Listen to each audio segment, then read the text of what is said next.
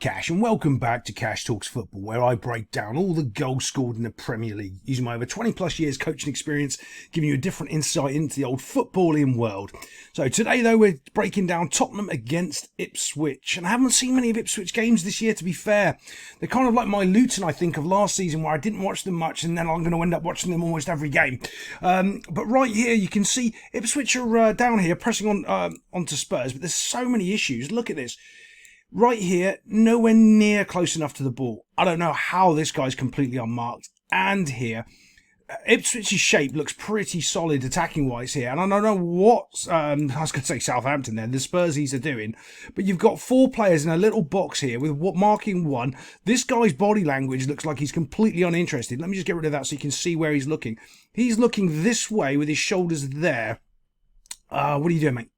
I don't understand. This guy's on a bit of a mazy. He can spot the danger, trying to get close to him, but he's closer. He should be doing a job here. The gap between these two is absolutely huge.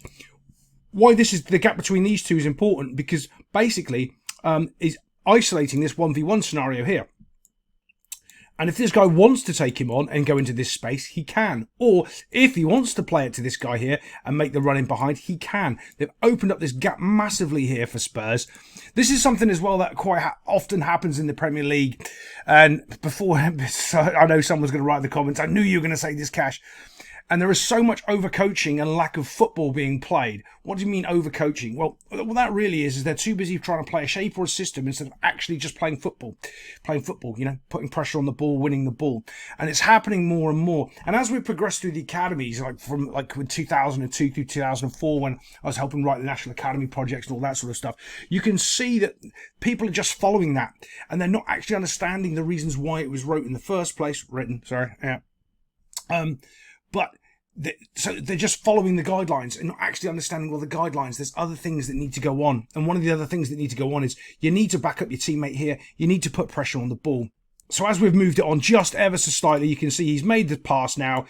He could have made his run, but obviously he's offside because this guy's now on his own trying to pressure the ball. He's nowhere near still, not getting there. This guy's decided, I'm not going to have a picnic. I'm just going to stand here and wait for the cross to come in. It's not necessarily a bad shout, but here's one of my other issues. That distance, see, is too far away. That gap there, he's basically in a pocket. So if we drew that quickly, you'd have 1, 2, 3, 4 players, and you've got the Ipswich player right in the middle. Okay, he's actually completely and utterly unmarked. He's got 4 players around him. Nope, he's completely unmarked. Even though it looks like they're close, they're not close enough, and there's enough bodies there for someone to do a job. What is the job? Make it difficult for him to receive the ball. Doesn't matter if you win the ball. Well, it does, but the first thing is, can I make it difficult for him to win the ball? Yes. Now can I win the ball? So you're going through the little check-off lists of what you want to try to achieve by marking him. So when this ball comes in, let's have a little look. It's a simple delivery. No one's absolutely near him. No pressure on the ball, and it just comes floating in. Now we're looking for that first point of contact. Are all the players marked up enough? No, not really. Remember that guy that I pointed out that wasn't doing anything? Look at his body shape again. He's back facing over here because he's not really involved in the play. He can't really affect anything from where he's standing. And that's what happens a lot of the time. People think that they're in the right zone or they're defending correctly because there's a body there. But when the cross comes in, they're not effectively in a position where they can attack the cross, defend the cross, or do anything. Same scenario right here. So these two back are just completely useless. Now, is it due to a bit of the quality of the cross? Yes. And where the cross ends up? Yes. But even still, 1 player to mark, 4 players around you. Let's see what they do. Well, the Ipswich player wins a header and it bounces up, flies up into the air. Now, you can see he's already falling over. Sort of, this isn't a bicycle kick. This is, I love things like this, by the way. Because, yeah, this is the sort of one I would score and go, yes, I'm the best player in the world. And actually, no, you're just kind of falling over and kind of miss-hit the ball. But again, that little gap, that little separation, look how big it is now. I know it was this player here, but it's a mindset. If one, you're not doing it on one player, someone else isn't doing it on another, and it runs through the team. Oh, it's okay. I'm almost touch tight. No, you've got to get touch tight. And that's why you've got another player now who's completely and utterly unmarked in the box from a dropping ball, and he gets to do this.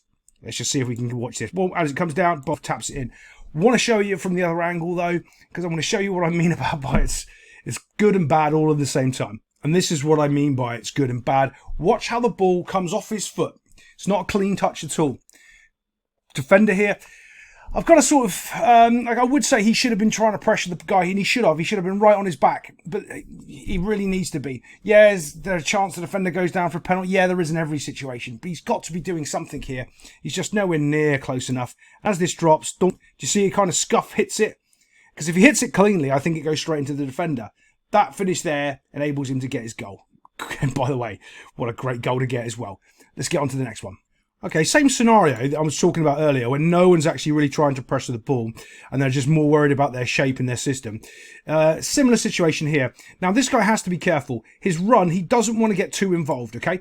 Because this space is more dangerous than the ball, because if he does step up, there's runners and they can just put the ball in behind and they're straight in on goal. So he doesn't really want to go over and pressure too early. This is the rule of thumb that I used to try to explain to people, and I had an assistant coach who couldn't understand this for the years and years, because he was just terrible. He was terrible at football, terrible at coaching, and wouldn't listen. So what you really want to do is drop off, because when that guy's running with the ball, there's a chance that he makes a mistake.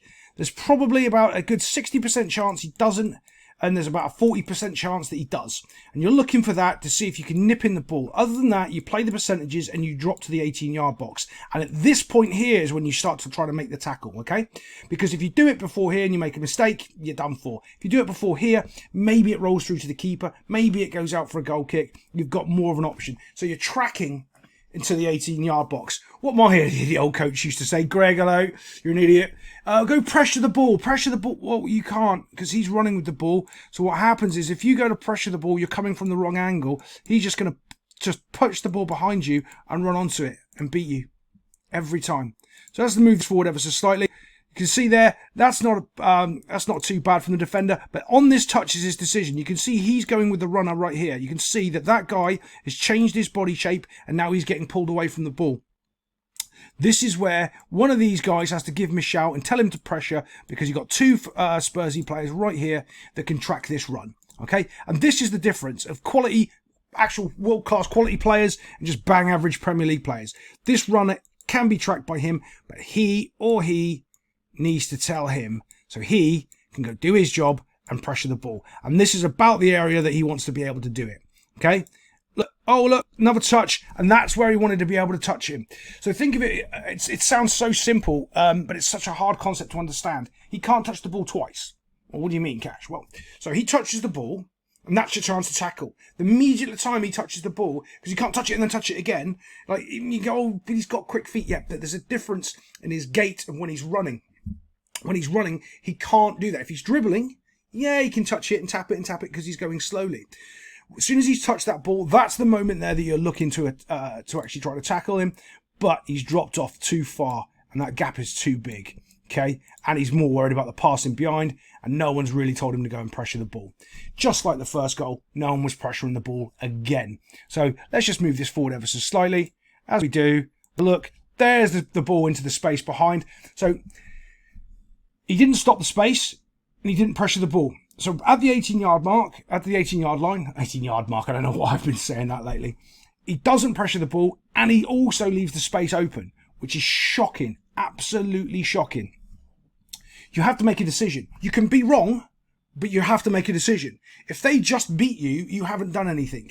If you've tried to win the ball and they've gone past you, well, at least you've tried. If you've dropped off into that space and you've taken the runner and he cuts inside and shoots, well, at least you've done something.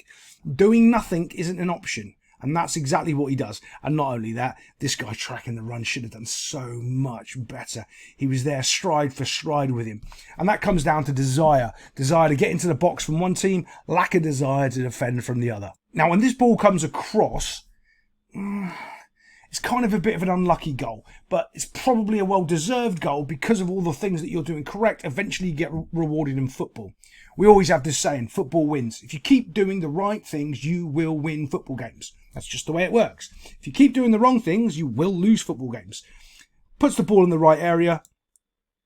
Expecting somebody to get on the end of it. It's a little bit too close to the keeper. What does the keeper do? The wrong thing. He gets a bit of a hand to it, but doesn't get it away. And quite frankly, I think it comes down to communication between these two as well. Because as soon as this ball goes there, he can just smack this ball out. Look, as soon as that ball goes there, boom, he isn't alive to it. It's bouncing off his foot. He's just not anticipating it. Well, he knows the cross is coming in, So he should be anticipating the ball coming across, but yet he's still flat-footed and not able to deal with it. Lack of quality. Where does it end up? In the net box. I do love that. Smashing it in for good measure. I hope he gets the goal as well, the striker. I don't actually know, because I don't look up things or really know who plays for who anymore. It's not what I do.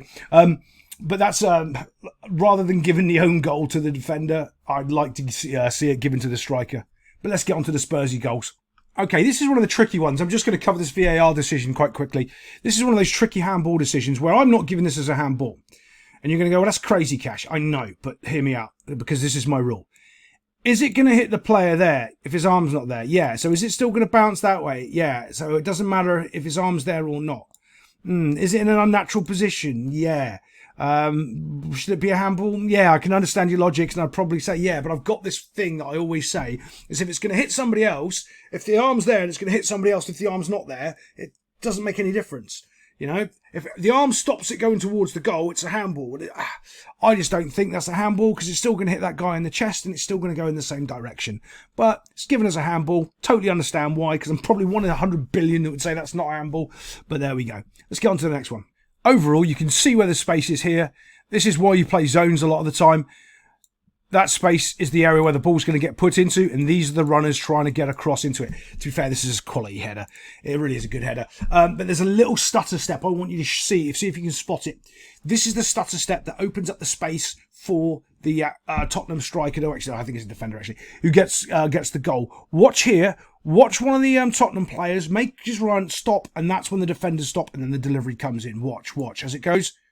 Do you see him stop? As soon as he stopped, what's the defender done?